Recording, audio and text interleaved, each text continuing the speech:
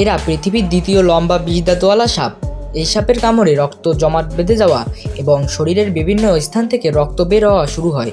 এদের কামড়ে অধিকাংশ মানুষেরই মৃত্যু হয়ে থাকে। নাম্বার 4, কালাচ। বাংলাদেশে সবচেয়ে বেশি মানুষ মারা যায় কালাচ সাপের কামড়ে। এক্ষেত্রে সবচেয়ে বড় সমস্যা হলো কালাচের কামড়ের চিহ্ন এতই সূক্ষ্ম হয় যে খুঁজেই পাওয়া যায় না সাপটি কোথায় কামড়েছে। আর এই সাপ অধিকাংশ ক্ষেত্রেই রাতের বেলায় কামড়ায়। রাতের বেলায় মশারি টানিয়ে না ঘুমালে বিছানায় উঠে এরা ছোবল দিয়ে চলে যায়, কিন্তু বোঝার উপায় থাকে না। অনেক সময় সকালে উঠে গলা ব্যথা, পেটে ব্যথা, শরীর ঝিমঝিম করার মতো মৃদু উপসর্গ দেখা দেয়। নাম্বার 3, গোখরো। বাংলাদেশে সাপের কামড়ে প্রতি বছর যত মানুষ মারা যায় তাদের মধ্যে বেশ বড় একটা অংশ মারা যায় গোখরো সাপের কামড়ে। এই সাপ ফনা তুলতে পারে। এদের ফনায় বিশেষ এক রকমের চিহ্ন থাকে। এরা মানুষের বসতবাড়ির আশেপাশে, চাষের জমিতে, ধান ক্ষেতের আশেপাশে, ইঁদুরের গর্তে থাকতে ভালোবাসে।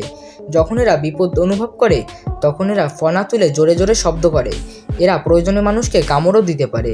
এই সাপের প্রধান খাবার হলো ইঁদুর। নাম্বার 2, শঙ্খিনী। বিষের ভয়াবহতার দিক দিয়ে গোখরোর উপরেই আছে শঙ্খিনী সাপ। এর গায়ের রং কালো এবং হলুদ ছোপ ছোপ দাগ। এই সাপটিকে বাংলাদেশে প্রায় সব অঞ্চলেই দেখা যায়। এদের নিউরোটক্সিক বিষ একসঙ্গে 20 জন মানুষকে মেরে ফেলতে পারে। তবে আশ্চর্যজনক মনে হলেও এই সাপের কামড়ে বাংলাদেশে মৃত্যুর সংখ্যা প্রায় নগণ্য কিংবা একেবারে নেই বললেই চলে, কেননা মানুষ দেখলেই এই সাপটি পালিয়ে যায়। এটি একটি ভীতু প্রকৃতির সাপ। নাম্বার 1, শঙ্খচূড়। বাংলাদেশের সবচেয়ে বিষধর সাপ হলো শঙ্খচূড়। এদের বলা হয় সাপেদের রাজা। তবে শঙ্খচূড় নামটি আপনার কাছে অপরিচিত হলেও কিং কোবরা নামটি অবশ্যই আপনি শুনেছেন। এই শঙ্খচূড় সাপ হলো কিং কোবরা। এরা অন্যান্য গোখরার তুলনায় আকৃতিতে বেশ লম্বা। ভারতবর্ষে 18 ফুট লম্বা কিং কোবরা পাওয়ার তথ্য রয়েছে। এদের একটি দংশন একজন মানুষকে মেরে ফেলার জন্য যথেষ্ট।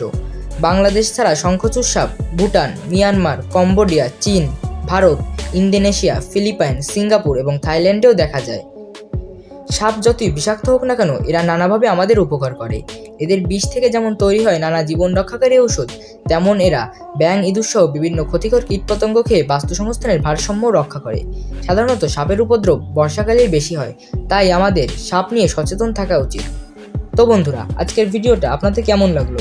এইরকম ইনফরমেটিভ ভিডিও পেতে আমাদের চ্যানেলটি সাবস্ক্রাইব করবেন এবং এই ভিডিওটা যদি আপনার পছন্দ হয় তাহলে একটি লাইক দিবেন। দেখা হচ্ছে নতুন কোনো ভিডিওতে। সেই পর্যন্ত সুস্থ থাকবেন, ভালো থাকবেন।